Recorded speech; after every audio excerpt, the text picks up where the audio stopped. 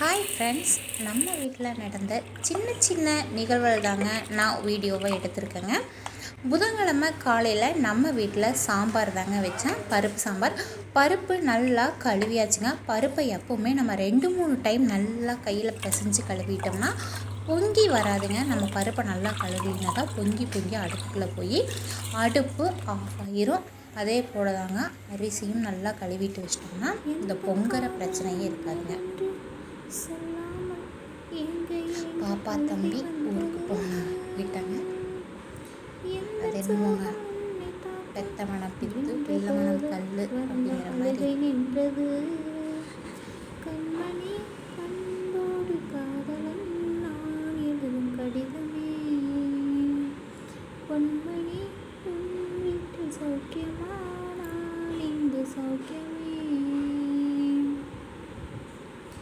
சோனியா சீக்கிரம் வந்துரு, ஷாமு அம்மா உன்னை பார்க்கணும்.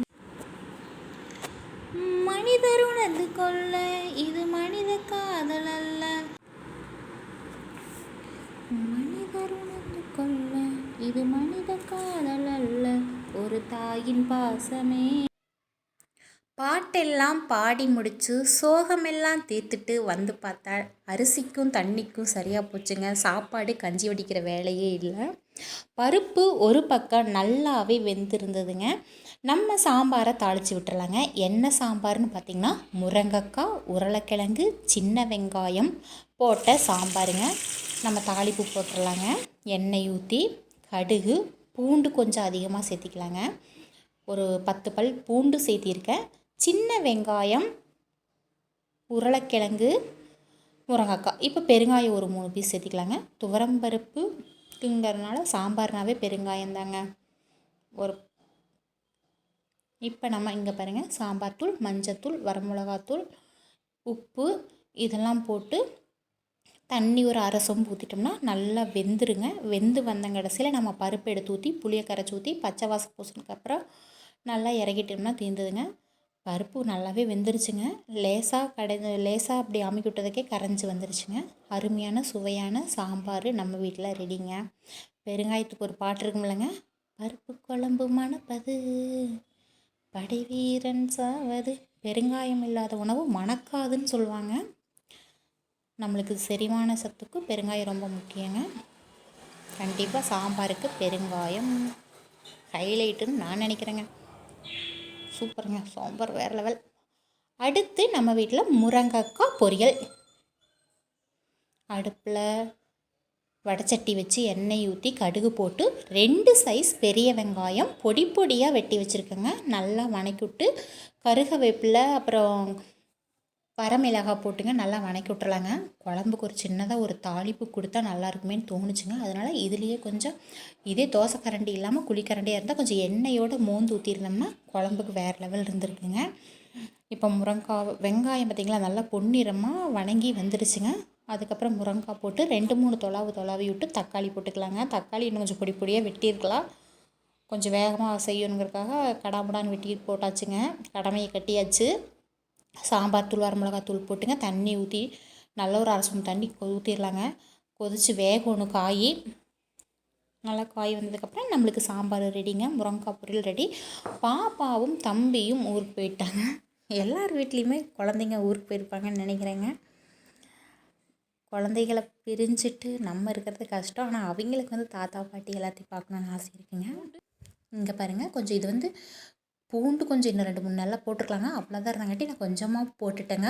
பூண்டு சீரகம் நல்லா தட்டி போட்டோம்னா நல்லா மணமாக இருக்குங்க. கிரேவி செமையாக வந்துடுச்சுங்க. இதுதான் முருங்கைக்காய் கிரேவி, சூப்பராக இருக்குது.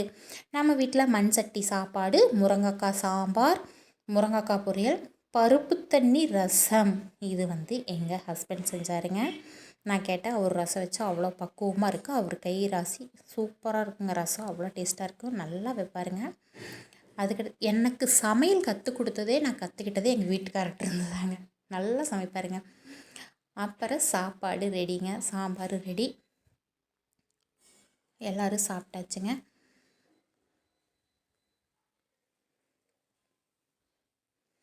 ஹலோ ஃப்ரெண்ட்ஸ், உங்கள் வீட்டில் எல்லாம் என்ன சமையல் செஞ்சீங்க? ஃப்ரெண்ட்ஸ், இதே வேலைக்கு போக ஆரம்பிச்சிட்டா நம்ம இவ்வளோ பொறுமையாக சமைச்சிட்ருக்க முடியாதுன்னு நினைக்கிறேங்க. இப்போ கொஞ்ச நாளாக நான் லீவில் தான் இருக்கேங்க, வேலைக்கு போகாமல். எனக்கு எங்கே போனாலுமே வேலை ஒரு 2 மாதம் 3 மாதம் தாங்க. அதுக்கப்புறம் ஹெல்த் கண்டிஷனும் ஒத்துழைப்பு வராது. அது ஏதோ ஒரு திசை மாறிடுங்க. எங்கேயுமே உருப்படியாக ஒரு 3 மாதம் 2 மாதத்துக்கு அப்புறம் நான் வேலை செஞ்சது சரித்திரமே கிடையாதுங்க. ஆனால் எப்படியாவது ஏதாவது ஒரு முயற்சி செஞ்சு ஏதாவது ஒரு வேலைக்கு போய் போய் போய் போய் போராடி போராடி தோத்துட்டே தாங்க இருப்பேன். ஆனால் முயற்சி செய்யாமல் மட்டும் நான் இருக்கவே மாட்டேங்க. லாஸ்ட்டாக ஒரு சிஸ்டம் ஒர்க்குக்கு போனேங்க. சிஸ்டம் ஒர்க்கு நம்மளுக்கு மண்டையில் அந்தளவுக்கு ஏறலிங்க. நம்மளுக்கெல்லாம் துணி கடையில் துணி மடிக்கு தான் லாக்கின்னு தாட்டி விட்டுட்டாங்க. வீட்டுக்கு வந்துட்டேங்க. ஊரில் பாருங்கள் என்ன கூத்து நடக்குதுன்னு. தம்பிங்க எங்கள் வீட்டுக்காரோட தாய் மாமா பிள்ளையோட பையங்க நம்ம மாமியார் வீட்டில் தான் இருக்காங்க. அவங்களோட தான் ஒன்றா இருக்காங்க.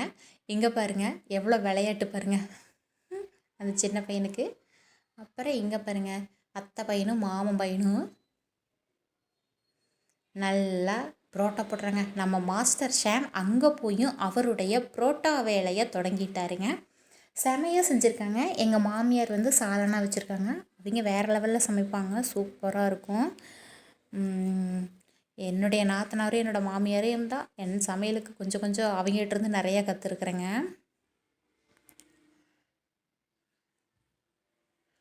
புரோட்டா போட்டுட்ருக்காங்க. சானியா குட்டி, எங்கள் நாத்தனாரோட பிள்ளைங்க 2, எங்கள் சின்ன மாமியாரோட பிள்ளைங்க 2, எத்தனை பேருங்க 6 குட்டீஸ். அப்புறம் இன்னொரு தங்கச்சியோட பிள்ளைங்க 2, 7 அழகு குட்டி புடி 4 6 7 8 9 10 குட்டீஸ் அங்கே இருக்கிறாங்க. அம்மா புடிங்க. 2 ஸ்வீட்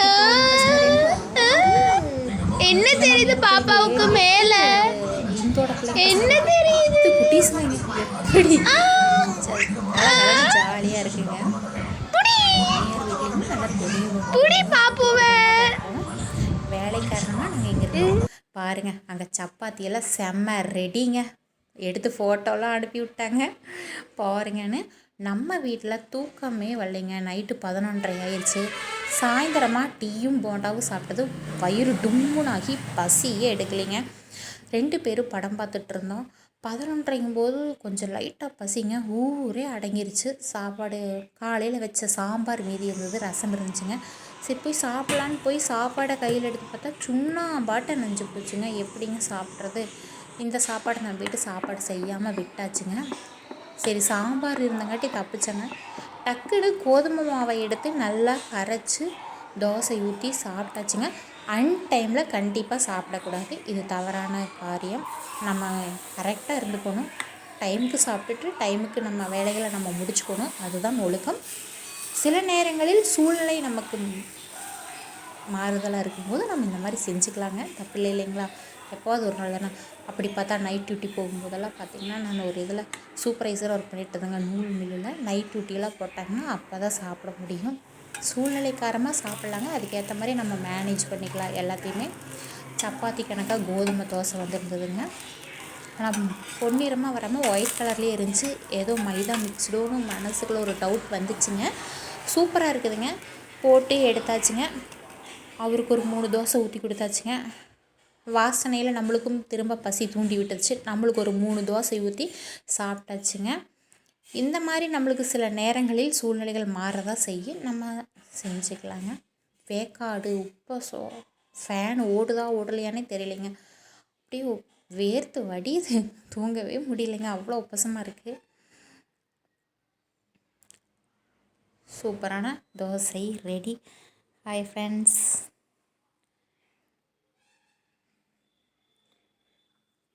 பதினொன்றரை மணிக்கு தோசை சுடுறேன்னா எப்படி இருக்கும் பார்த்துக்கோங்க. நான் மாதமாக இருக்கிற டைமில் 1 மணிக்கு 3 மணிக்கெலாம் எனக்கு பசிக்குங்க. அப்போல்லாம் பார்த்திங்கன்னா எங்கள் வீட்டுக்காரர் அந்த 1 மணிக்கும் கூட கடையில் போய் எதுவும் வாங்கிட்டு வர முடியாது. சாப்பாடு போது மீதி இல்லைன்னா